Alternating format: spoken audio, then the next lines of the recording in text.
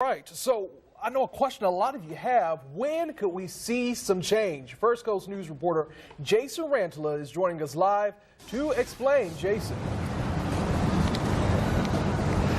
Guys, the landing is nice, but it could be even better. I heard that again and again today from people I talked to.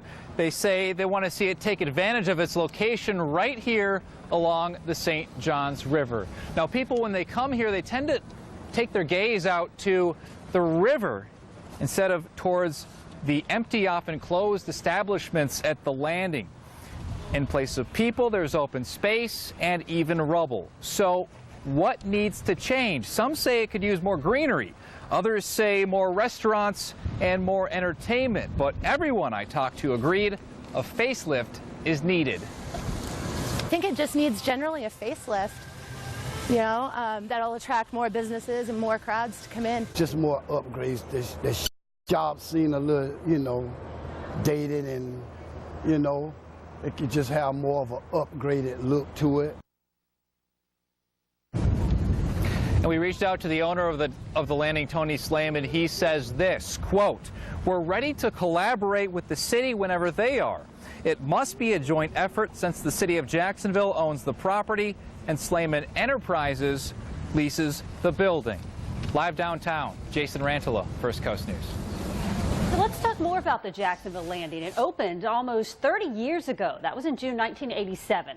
And it showed great promise for reviving Jacksonville's downtown, but it never really lived up to its expectations.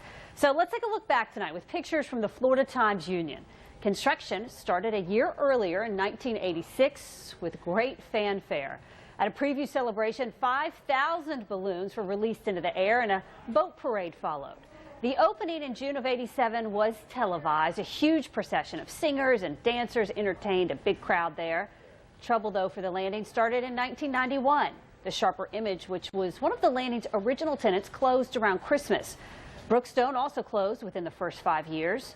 Later that year, some of the food court vendors shut their doors on the upper level. Some were relocated to the east end of the upper deck. The other side would become a new arcade called Ostrich Landing. In 1992, President George Bush stopped at the landing during a campaign stop. More businesses closed over the next 2 years, including Everything Yogurt and Giorgiani. In 2003, Tony Sleiman bought the landing, and he made plans to renovate and expand the property. More businesses opened and closed. Twisted Martini opened in 2004, but it was closed just 6 years later. The Paris Club opened in 2006, named for pop celebrity Paris Hilton, but it closed just a year later. In 2009, Sleiman showed off a model of his proposed changes. He wanted to open up the north side of the center to downtown and add parking and office towers on either side, but those plans stalled. More life comes back to the landing in 2010 with art galleries taking over empty storefronts. In 2015, it brought about more potential changes to the space. This time, a forum with the public helped draw up the plans. Funding, though, wasn't in the city budget that year, and nothing so far has come of those plans since. And you can see our past stories about the Jacksonville Landing development right now at firstcoastnews.com.